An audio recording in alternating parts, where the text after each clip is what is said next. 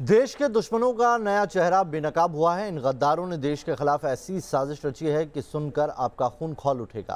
खुलासा हुआ है कि गिरोह बॉर्डर पार कराकर रोहिंग्याओं को देश में अवैध रूप से बसाने की साजिश रच रहा था और इसके लिए बाकायदा आधार कार्ड और पासपोर्ट भी बनाए गए। देश विरोधी साजिश पर यह रिपोर्ट देखिए।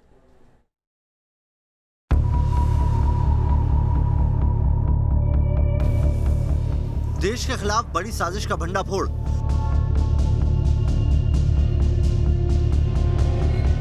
रोहिंग्या को अवैध रूप से बसाने का खुलासा।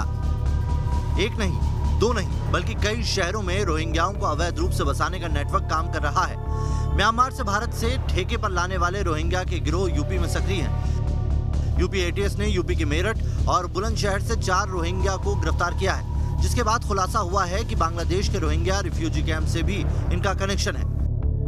भारत बांग्लादेश बॉर्डर से ये गिरोह रोहिंग्याओं की देश में एंट्री कराता है और फिर मोटी रकम लेकर उनका आधार कार्ड, वोटर आईडी और पासपोर्ट बनवाता है। यहाँ तक कि फर्जी दस्तावेजों के जरिए उन्हें नौकरी भी दिलाता है, कमीशन लेता है। ये लोग उनका United nation high commissioner for refugee card बनवाते हैं तथा उनसे भारी राशि वसूल करके उन्हें भारतीय नागरिक के रूप में भारत में अवैध रूप से बतौर नागरिक स्थापित करने हेतु मूल्यवान कूट रचित प्रपत्र तैयार कराते हैं। यूपी एटीएस ने एक खास ऑपरेशन की शुरुआत की है, जिसके तहत लगातार घुसपैठियों को बेनकाब किया जा रहा है। आरोप है कि ये रोहिंग्या ह्यूमन ट्रैफिकिंग से लेकर सोने की तस्करी जैसे संगीन अपराधों में शामिल है।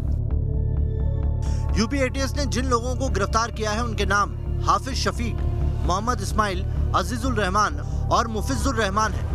पुलिस ने खुलासा किया है कि पश्चिमी यूपी का मुस्लिम बहुल इलाका रोहिंग्याओं का गढ़ बनता जा रहा है। घुसपैठिए बिचौलियों के जरिए यूपी में आते हैं। एक बड़े प्लान के तहत इन्हें बसाया जाता है। ये लोग फर्जी पते का इस्तेमाल करते हैं। हिंदुस्तान की सुरक्षा के लिए खतरा बनते जा रहे रोहिंग्याओं पर नकेल कसने के मिशन के तहत रोहिंग्याओं पर कार्रवाई हो रही है।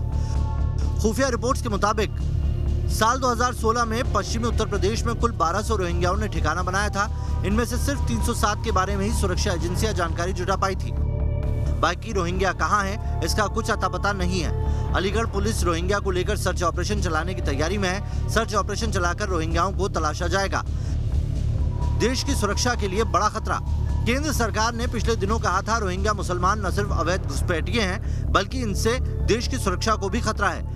इन्हें रहने की अनुमति देने से अपने देश के नागरिकों के हित प्रभावित होंगे, तनाव पैदा होगा, लिहाजा इनकी पहचान होना जरूरी है। अवैध तरीकों से भारत में करीब 40,000 रोहिंग्या के होने की बात कही जाती है। जम्मू, दिल्ली और यूपी में इनका अहम ठिकाना है।